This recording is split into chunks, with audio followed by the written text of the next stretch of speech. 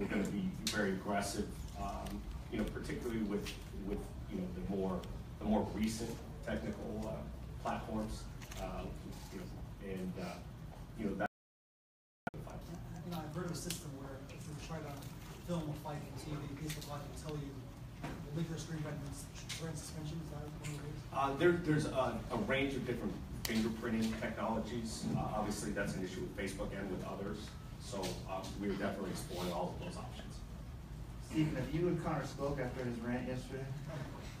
We have not. He got in the car pretty quickly afterwards. So no. The next time I'll see him will be the first time since our little exchange on stage. How do you think it'll be when you speak? It'll be interesting. It'll be interesting. That exchange took me a little by surprise. There's some speculation that it was planned or expected. I can tell you with all candor, it was not. I'm not used to being in the middle of pay-per-view promotion, certainly not in that sense. And I had no desire to really insert myself into it, but Conor has inserted me, and the chips will fall where they may. To your credit, you seem to react well to a funny moment, but we know Larry Merchant had his famous moment to Floyd in response. Do you have any regrets of not kind of firing back in the moment to him? No, at this point, no. Again, I think it's, typically I'd like to think that I'll take the high road most of the time. Having said that, I've got a temper just like anyone else, and we'll see. It's been a long couple days already. Steve, did Les Moonves call you after that? Because he's well known to the public. There are TV executives not as well known, so you're getting Moonves territory. I wonder if he caught you. Yeah, I've got a way to go before I'm in Moonves territory. He and I and other senior techs have been. He's been watching it closely. He's in Sun Valley at the conference, but he's definitely checking in on the press here. He's excited about the event as well. Steve, what exactly is in the contract for? What exactly is in the contract for McGregor does any MMA moves? There's been talk about it, but there's been nothing official stated. What exactly happens? I think early on it was confirmed that there is a significant penalty. I know the details are going to remain confidential, but there is a significant penalty in the event of what I'll describe as sort of an extreme foul. Something out of the ordinary beyond what would be a normal quote-unquote boxing foul. Would it be a large percentage of his purse? I'm not sure how it's structured, but it was enough to be a significant disincentive to doing something like that. I have a question over here. Oh, yeah. Has there, at any of the meetings, is there been a talk about a rematch clause yet? There's not. There is no rematch clause. There was talk of it early on. Neither side had any particular interest. Are you at all concerned about some of the profanity and some other words that have been so? I mean, you got this thing on every platform. You got kids, you got women, you got people who really might be looking at this for the first time, hearing a lot of things and maybe turning the stone. There's been some points where it became a little bit uncomfortable. I don't have kids, but I can imagine that would be alarming. Having said that, if you know anything about the two guys, this isn't WWE. It's not family friendly. Do I condone all of the language? No, but at the same time, this is combat sports, and tempers are flaring. It's getting heated, and it is very authentic and off the cuff. And I don't excuse it, but I certainly understand where it comes from. Steve, do you get the impression? You just said it's that it's real sort of fire between these two guys. I kind of get the impression a little bit yesterday watching the interaction between Floyd and Conor that it was kind of like with a wink. I kind of got the feeling that they kind of liked each other a little bit, like that Floyd appreciates what Conor is bringing in kind of the same way. Well, do you get that feeling? There's two aspects of it, and Floyd's actually been relatively vocal. You follow Floyd closely. Floyd has given Conor more credit than he typically gives an opponent, and I think it's largely because he's dealing with an opponent that brings a lot to the table, business-wise and market-wise. So I think there's a level of respect for how he's built his audience and what he's delivering to this promotion. But there's also a level of disrespect and a level of animosity that has been building. And you can't, I think, again, you follow Floyd, he has mellowed over the years. He's not the trash talker that he was, 5-10 years ago. But I think halfway through Conor's stand-up comedy routine in Los Angeles, he dug down deep and he said, look, I'm not gonna let this pass without comment. It's pretty good. The undercard for Mayweather Pacquiao was pretty weak, and I know that Showtime doesn't have control of that necessarily. That was also a co-agreement with HBO. How much will you push to make sure that the undercard here is going to help Showtime's future fight cards and get some exposure on this once in a lifetime platform? Well, I'm really happy that Tank Davis is on the undercard. He is, I think, one of the most entertaining, exciting young fighters in the sport, and he's also one of Floyd's. So I think he will be matched well, and I think that's a great opportunity for him. And I think it's a fight that casual fans and MMA fans will appreciate. The last I heard, there's going to be plans for at least one more title fight, and we're looking at an opening fight that should be, should provide action. So I think there's a conscious desire to make this something that is satisfying to the boxing fans, knowing that there is some backlash among the boxing hardcore. How you doing, Stephen? This is right here to your right. Okay. My question to you is, will there be an all access to Mac Life versus the Life? And if so, how many episodes? We're about 42 days away from the fight? 42 days. So there will be an all access. It does premiere on July 28th. So it'll be July 28th and 3 Fridays following that, 10 p.m. on the 28th.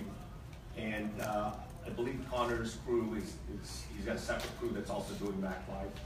And Floyd's got a separate crew that handles his sort of in-house production. So there's not going to be any shortage of a sort of preview behind-the-scenes material between those three groups. Okay, so my question is, so Floyd is going to be doing his Showtime All Access, and then Conor McGregor is going to be doing something like this?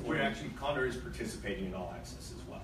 But there's also going to be something for the UFC on Fox Sports, I guess? They're doing a range of different programming there as well.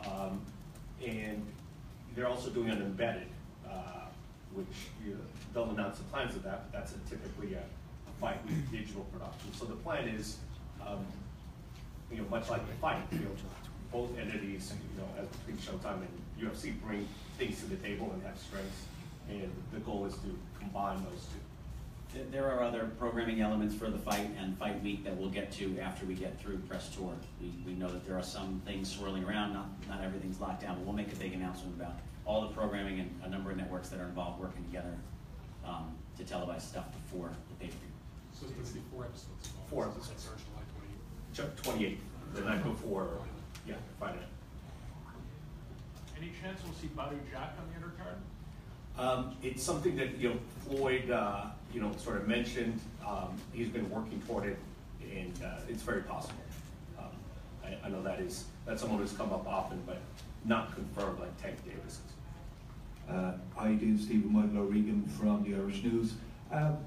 Why are we going to London tomorrow and not Ireland? It's a question I've gotten quite a bit. My understanding was it's really. Sean afraid? No, it has more to do. It has more to do with really the media center, and regardless of whether it's who the UK broadcaster is, they're going to be London based.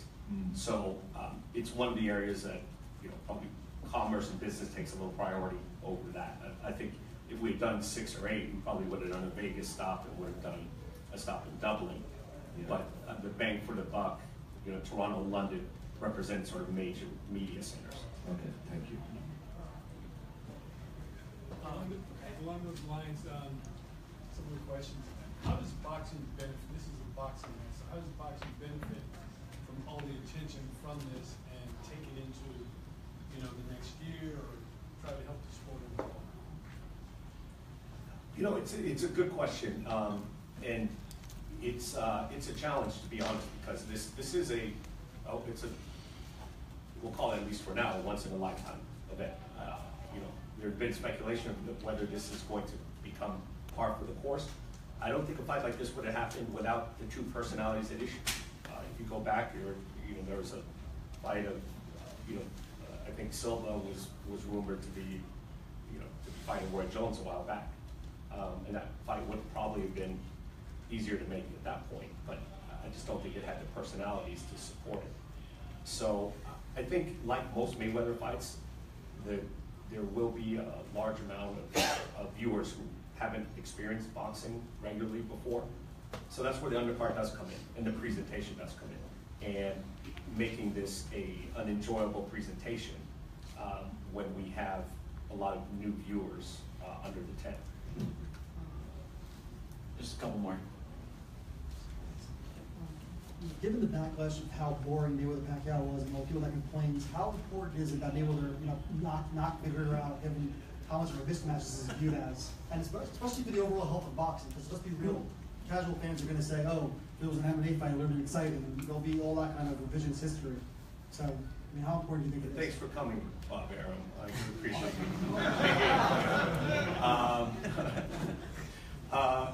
You know, it takes two. It takes two to make something exciting. I mean, we know what Floyd is, and you've got to push it. You know, the reality, Marcos Maidana had no problem making a pretty entertaining fight against Floyd Mayweather. You know, it's a challenge. We've become used to Floyd being dominant, and he is such a masterful defensive fighter. It's tough. But if we look at the fighters that have had success against Floyd, Marcos Maidana, most recently, is the guy. Now, no one would mistake him for a boxing tactician. You know, he is strong and aggressive and rough and tough, and really tries to triumph through brute force. It's not that much different than what, if I was in Conor's corner, how I would advise him to proceed on it. You know, I'm not saying he's Marcos Maidana, but I think that's the approach. But as a TV executive who's heavily involved in boxing, how badly would you like to see a knockout in an exciting fight to help your own brand? I think, regardless, I think it will be exciting. One of the things that some of the writers have brought up is, Conor's got nothing to lose. When you're fighting Floyd and you're down 6 rounds to 2 after 8, at a certain point, there's some fighters who have seemed to go into cruise control. It's a little bit of ego protection and career protection. At that point, there's not really much they can do. They'll ride it out. I don't see Conor going that way. A, it's not his style, and B, he's got nothing to lose. He's going to go back to UFC and be a worldwide superstar no matter what happens in this fight.